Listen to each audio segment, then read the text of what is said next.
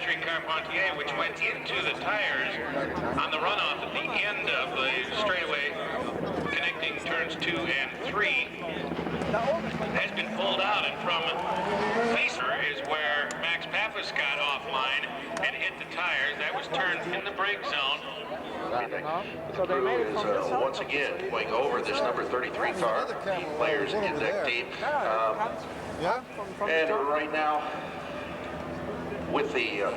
Apparently Carpentier was able to do that at least reasonably well, but Max Pappas' car is disabled. So we'll wait a few minutes, and they're going to have to do some double check that thinking, but I have a feeling that's what we're looking at, Bob. Is still a little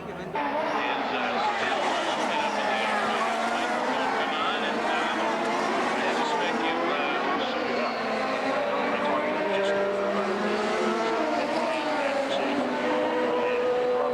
wouldn't have very much time here. It could be in the top 10. I think that's pretty clear. But he's got to do it, and he hasn't been able to get the car in one quick lap. We'll watch him as he comes back around. About a mid-21 machine will lead it on. And so we've got several of them working hard on a flying lap out there. Richie Hurd, there goes Mark Lindell. Michelle Jourdain Jr. swings by the lead. And directly to second pole he goes. Fernandez still in the middle of one, and we've got another red flag. Michelle Jourdain Jr.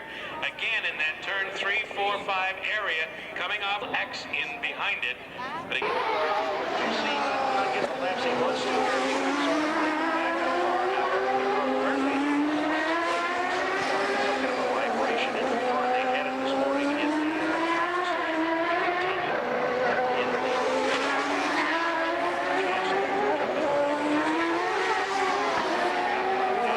here in primary 27. 3.44 miles an hour. Fernandez did a slowdown again. He didn't come into the pits, but he tried for a flyer, slowed down the last second or two. Vassar's in. Richie Hurd is at the casino complex. 8th position, Richie Hurd. Of course, but it's just about set, just about done. The championship being displayed. Somewhere in a lap crash between the pit road and the front straightaway. Meantime, Richie Hurd continues to go. He takes, keep the line, keep the momentum, and turn in a big lap that put him in the second row.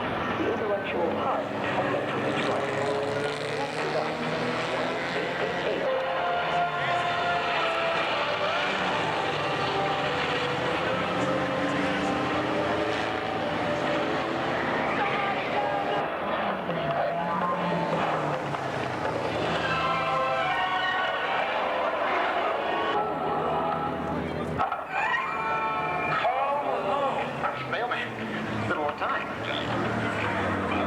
Whoa! Mailman! Arthur Anderson.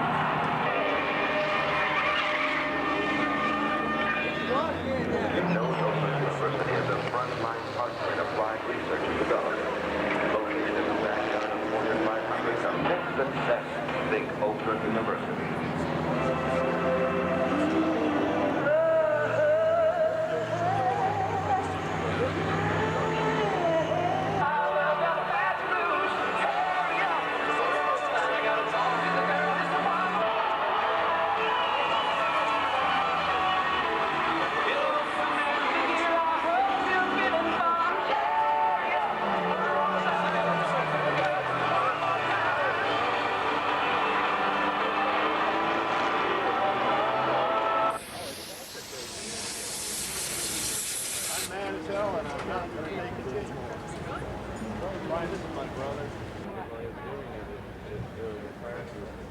Breaker cooling scope is interesting.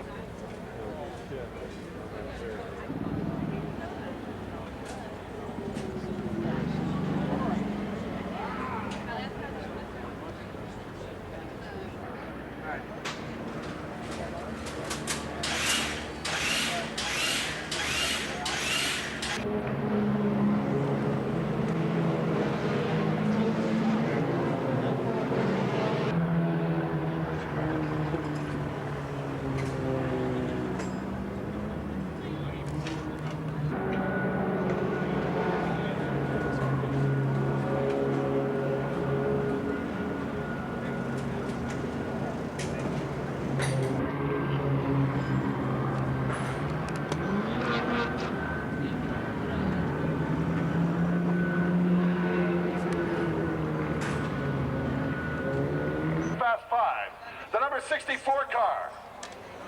He's slow walking. He's slow talking. He's John W. Miller IV from Johnson City, Tennessee. John, get up here. We'll pause it for our sponsor is just terrific. I mean, it couldn't be any better than that, can it? I can't get much better. Now, we've often said about you, for some reason, driving in the rain and driving in these concrete tubes is good for you. Can you explain why? I haven't the slightest idea. I've never been able to figure it out. Paul thinks it's because I'm stupid. We'll check with Paul on that.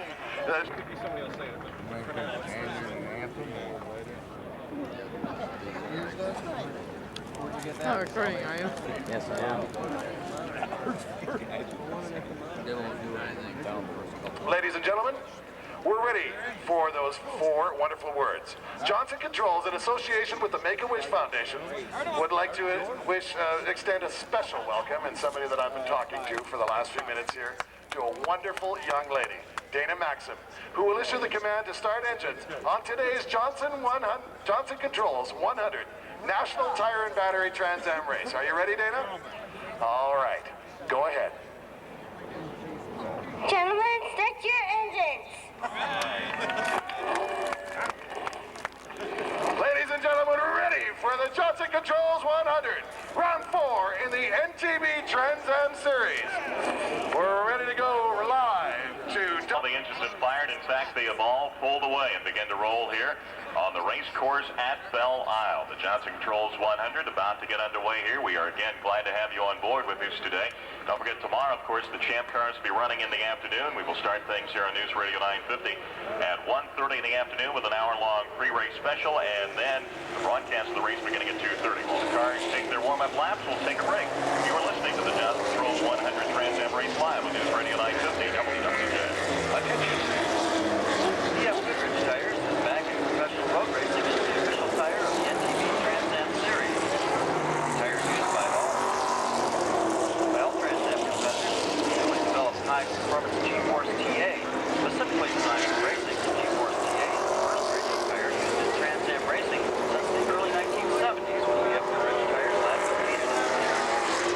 The benefit of the CF Goodrich G-Force TA is the TA name suggests traction advantage. Competitors in the series already agree the new tires allow them to brake later and accelerate out of corners faster than tires used. Good racing that went on back there, and everybody was trying to stop the black and green car all year long, and we were lucky enough to be there to help it. It's kind of interesting. Paul Gentilozzi has changed his color scheme and the number on his car. It's black, and it's a number 3, of course. We know a guy that runs in Winston Cup with a black 3 car, and that is Neil Earnhardt. So maybe Paul Gentilozzi is trying to become that intimidator of the Trans Am Series. Well, I think if there was one guy that could be the intimidator right now, it would be Paul. Well, they're out there now beginning to scrub back and forth on the tires, build speed, and also clean off any debris that they might pick up. We've had a lot of cars on this racetrack throughout the afternoon rolling up the rubber. The Champ Cars, the Indy Lights, the Barber Dodge, the Neon Challenge. This is the last event of the afternoon today. 4 races on the docket tomorrow here at the Raceway at Belle Isle. They'll come around next time and wait for the green flag from the starter. We'll see if they can make it. The cars are getting ready to head right now. Beautiful Belle Isle, just a beautiful picturesque setting to do an auto race. Pace car heads off, and we'll be heading into the pits momentarily, coming over onto the straightaway. The car's beginning to build. Paul Gentilozzi up in the front. Bill Saunders, his teammate alongside. Saunders also the head of Highway Masters, who puts a lot of money into these machines. So he not only is a teammate of Paul Gentilozzi, but a guy who provides a lot of the funds. Pace car has headed off the track, and we are about set to get the Johnson Controls 100 underway here for the 15th consecutive year. The Trans Am cars coming down the main straightaway towards SCCA. We should also note that Paul Gentilozzi, if Bill Saunders wants to be in his mirrors all afternoon, he wants to stay tight here, and that's what he's doing. A couple of car lengths behind. They bring the low around the race, and Steve tries to make his way up now and does so on turn 3 as they head toward the back straightaway. Well, John Miller's moving it. He's just barely moving. The corner workers from the SCCA going out and trying to give it a push to see if they can get it off the track, but coming back towards the front of the racetrack is the lead. Like he's pulling a little bit of a lead, not much, but I'll tell you, just judging by watching the screen right now, I think Paul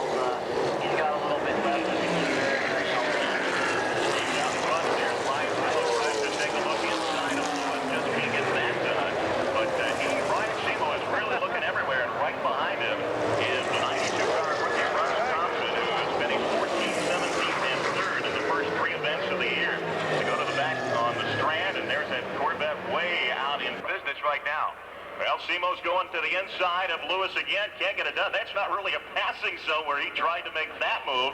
But Brian Simo is really showing he wants to move up there, Mike, and he's taking some chances, sticking the nose in, but wise enough to back off when he... Now it'll open the door for him, some other part of the track. Well, there's that freight train, Matt Shepard, right in front of him. Larry, you know, we thought right here on turn 3 was going to be a tough place to dive on the path. Instead, a lot of guys are taking advantage of it. Simo makes another move. Now he's third place. Brian Simo is place. He's 3 laps around turn 3. Has made a nice move inside and taken advantage of it. Used his big-time Ford Mustang and picked up third place right now. Well, Michael Lewis also made a move there and straight away up by the Textron suite where Matt Shepard is this afternoon. Moved up a little bit, so Brian Simo on the move, but up front, Paul Gentilozzi as we tick off the laps in the Johnson Controls 100 again. Pretty sharp. I think he's going to get to see Brian little by little. He's going to have to really wait for him. Yeah, it's probably passing there. Well, let's go to the third turn, Matt Shepard. All right, Michael Lewis and Brian Simo passing Bill Saunders. So Saunders is now dropped back to 4th. Again, a lot of these guys we expected to take the shadow line into turn 3. They are using their speed to its advantage. A lot of passing here. The most exciting part of this racetrack, Larry. Well, we've got Max Lagat in the 83 car, the Hypermax Engineering Chevy Camaro. Saunders second, Michael Lewis third, Brian Simo is in 4th, followed by John Miller. You're listening to Live the Johnson Controls 100 on News. Welcome to the Johnson Controls 100. We're proud to sponsor Dynamax Performance Exhaust, GT Interactive Software, Pace American Trailers, Racing Electronics, Ski Centurion.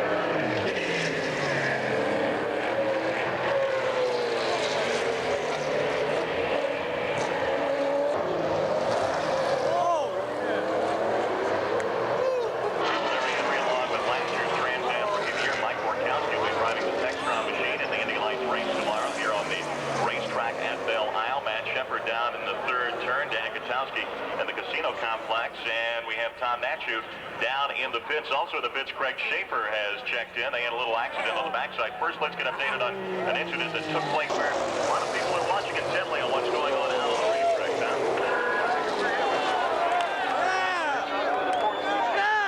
And John is there a couple of times. Do you think he's got something for us? Yeah, he does. I think Bill's holding up a little bit, looks like. So we're going to get around here pretty quick. His second, Brian Simo has got Hey, Cobra, a real disaster here at Casino as he spun all the way around a complete 180. No cars bumped him, but it took him a month and back on track, so he's going to fall way back in the pack here. Well, we've got a great race going on for second right now between Brian Simo and, I mean, he looks in the mirrors. He doesn't even have to look in the mirrors. He can feel him coming after him. They're down in that Ford Mustang and chases down. Looks to the inside, looks to the outside on Stan. Here's that big battle for second coming right in front of you. Gentilozzi, every time he comes around, he is all over Lewis's bumper, and he will not give him any. The 3, but Lewis actually had a problem there. I don't know if you saw it right after Brian went by. Lewis is rolling into the pits right now. He's slowed coming through those last couple of cars in between those two machines. These are the top two combatants. Simo last year out of Carlsbad, California, finished second in the Drivers' Championship at 7 top 5. What he can do here, of course, he's also the gentleman that formed the No Fear Company, and I think most going on up front will just have to wait for a few laps to see how close are in. Lime Rock back in the rain. He's trying to move up from the field. His car didn't meet spec, pre-race inspection, so he's dropped all the way back to the field as quickly as he can. In fact, Mike, he's already up to 12. He is up to right now running clean and green. 7 of 42 in the books. Paul just series by 1 point. How would you like to lose a championship by a single point, Mike? That is bad. I won a championship once by only 2 points, so either way, it's always close. It's biting your nails all throughout the whole year waiting. Now this race seems to get to 1, and that is a tight right-hander. Cars know he is there. The flagman waving that he is there and pointing out to the car. Corvette, he's in constant communication with Rocket Sports Racing Team. When you're in your vehicle, you don't have a team of professionals to give you the information you need or summon help if you need roadside assistance. That's why Johnson Controls developed AutoLink, an integrated communication system.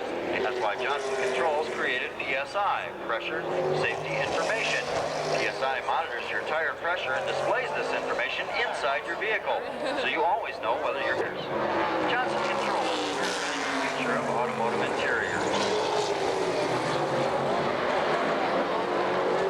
Lead right now on the number 2 car, Brian Simo, and Michael Lewis. Saunders trying to grab Lewis there on the. Also throughout the race, you have a big fuel load, and as that goes down, as the fuel goes away, your car's balance may change a little bit, and then you may see Bill in this situation. Maybe he fell on Miller right now, back into third place. Yeah. Right now on Now, Bill Saunders, those Corvettes are just outstanding cars, Mike. I mean, they sports chassis, very, very competitive, and I think Merrill last year, so every element of his program is just really falling into place. TV sponsorship of so many of these Trans Am races got right now. This is a great opportunity for our store associates in the 9 stores. 9M great race. We've got 9 guys hooked up with the props, and this race within a race will be great for the local NTV stores because nonsense. We've had a lot of cars out there, so there is a rubber buildup on the speedway. Yeah, definitely they do. Sure. Mike coming off the second place with the Chan Line Rock. Down the field where he started, where he's been, where he expects to be through the entire 42 laps to make up this year's event. Seeing a lot of exciting action under braking and cars fishtailing this, that, and the other. a little bit was able to get regain control and get back out of the track. So it looks like it's Paul Gentilozzi and then his teammate Bill Saunders. So again, that's Chevrolet Autolink Corvette. And that incident with the tire barrier in 3 went in nose first there. That's amazing. There's a lot of damage there, and it looks like a brand new car, and they just seem to slide, without any... Tough brakes all year. He was unable to catch. Got the position first into the tire barrier. Now he moves up to third. He's on the charge again, and this guy only knows one way to go, and that is forward. So now tires are seeing a little bit of the tire wear and pebbles out on the racetrack. Of course, this is Goodrich Radial. Gary, we've been talking about the fact that in the past, Trans Am cars had to really save the tires, but you've come up with a tire. Slippery, but they personal consumer product. So the new Jeep may not be long until he puts on a battle for second, man, Shepard. Saunders seems to do a pretty good job, though, down this. This has always been kind of the Super Bowl or the... Gentilozzi is totally in control of this race, and Saunders, his teammate, tried to chase him down. Trans Am with Brian Simo right behind. Those are the 2 big ones there. As Leighton Reese trying to move up and get around Luca Alani on the track here. 100. That's because Ron and just tapped the wall, lost the whole deck lid. He may be able to continue, but it's going to be very difficult to drive without that rear. That's where all your downforce comes from, and he'll be loose the whole time, but he may even have suspension damage and be done for the day. Yeah, it looked like he hit out by 12 and 13. We're hitting the wall to 7. Ross Thompson, even though he lost the bodywork right now, being shown in 8th, and that whole backside of the team, but in the entire NTV Trans Am series. Thanks, Tom. Speaking of the Red Wings, we do want to congratulate them back to the Stanley Cup Finals for the 2nd consecutive year. Great win last night over the Dallas Stars down at Joe Louis Arena, 2-0, and moving on, beginning the Stanley Cup Finals on Tuesday. Of course, last year, it was this Saturday during the ITT Automotive Detroit Grand Prix that the Red Wings won the Stanley Cup title. But because of the Olympics, the hockey season went back a little bit. So right now, we are heading to the finals next week, and it should be a great one. I know a lot of the drivers, Mike Borkowski, watching it or trying to get to the game last. They were trying to scout tickets last night to get in. Right, last year I was actually staying at the hotel. The defensive line is trying to wrinkle down on Brian Simo, and Simo takes the high line. Stays third. Huge crash right here in front of us on turn 3. It's the car number 50, Bruce Nesbitt. He caught up with him. Cars that were involved in the incident get going. That's the end of that long straight. The corner workers are out there on the track right now. You can't say enough about the SCCA corner workers here. They are volunteers. They give up their weekend. Dittman Spahn got a little chance. People right in front of you. Hockey North America, driven by people. OnStar, new vehicle communication service. And your 31 Metro Detroit Ford dealers. Think Ford first. In Ford's teams, there are no factory teams. They're breaking through that turn 3 out by Matt Shepard. He just won it around. Brian Simo, as we've mentioned from time to time, Mike Borkowski, a very aggressive driver. He probably thought he saw an opening. Laps are running down. If I'm going to get Bill Saunders, this is the time. I mean, this is just an incredible day for him.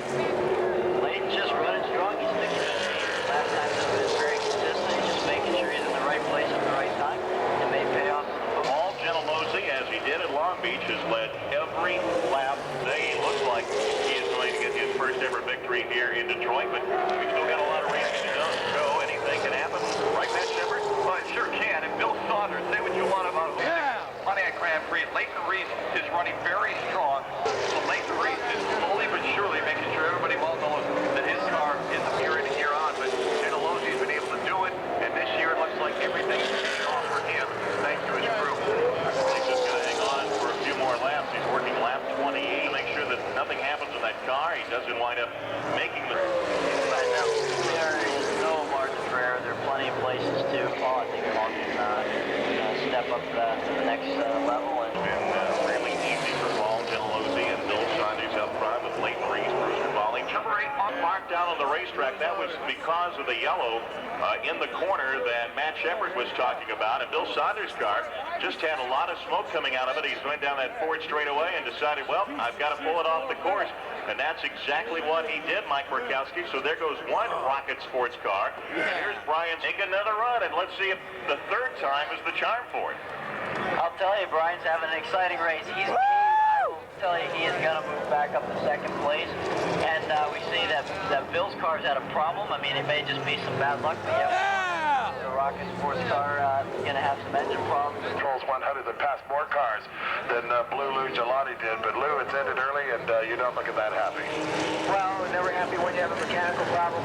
Our CRD engine, everything was working good. Our chassis, everything was really working good. We were just waiting for yellow. We had to start last, and we went through the pack pretty good. We made it to 7th or 8th, I'm not sure. And looks like we were in a decent finish, and looks like everybody was waiting for me. Yeah, Garland, Texas, Lou Gelati, but we're moving to mid-Ohio, and that's someplace you've always done well in your World Challenge car. One of those guys, and you know him well, Mike Murkowski, that you just put those things behind you. He's gotten the breaks that he's needed to make up for the mistakes. Yeah, he has, and I, you know, Brian is experienced enough. He's not thinking about what happened earlier in the race. He's got two cars ahead of him, make them lose position as quickly as possible, and this can be his only chance to get up with Gentilosi. The only question is, does he have enough laps remaining in this race? Because we are...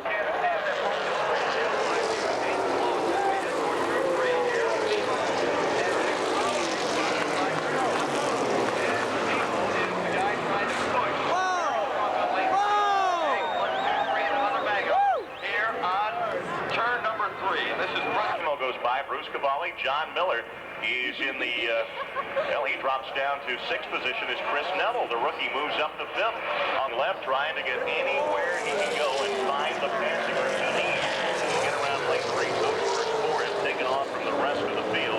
Paul Gentilosi is taken off from 2nd to 3rd, and of course, no one is him. Watson, ready line 50, doubling up the at 3 o'clock. Speed Vision will rebroadcast the race Friday, and then he probably would have liked that again. That just gave Paul a chance.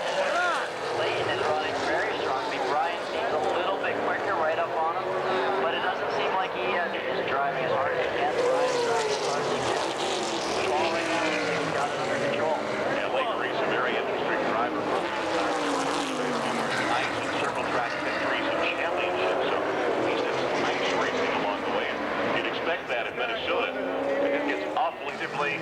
Simo all over his bumper. Now he just had a car come off here and hit the tire wall. 5 or 6 car lengths. And then when they get to the brakes, no, Brian's not in striking distance anymore. Don't look too far behind because Bruce Cavalli was closing on Pete. He's out there all by himself. He's right about that, Larry Henry. It is a 4-car race. What I've also noticed is that Take him down, Simo! A lot of action there, and I tell you, I got to... his teammates parked behind the tire barrier and turn 3 a few laps ago. We'll have to wait and see if that car can hold. Might be wrong. It's hard to show. I can't see anything, but it's pretty obvious. I think that Brian's having some kind of a problem. You know, it could be that he's really used up his tires, but I don't think that's it. Maybe he did have some damage in that first impact, and it's making... The black 3 car of Paul Gentilosi right up in front. He has led every lap of the last. Right now, as we look around turn 3, there remains Paul Gentilosi about 6 car lengths in front of Leighton Reese. Brian Simo spinning out just a little bit again. It was the first time this afternoon I've seen him not be on somebody else's tailpipe. He's really pulled back. Well, it's Paul Gentilozzi up front. We took a look on TV at Brian Simo's car, and we found out the problem. His back end's pushed in, so he's had a little contact, probably went through the casino complex, and that's what slowed him down. Paul Gentilozzi absolutely under control. He's at the west end of the racetrack. Is bringing it around, not under attack right now. Checkered flag in the starter's hand. Paul Gentilozzi down the main straightaway, and he has won the Johnson Controls 100. Electronics.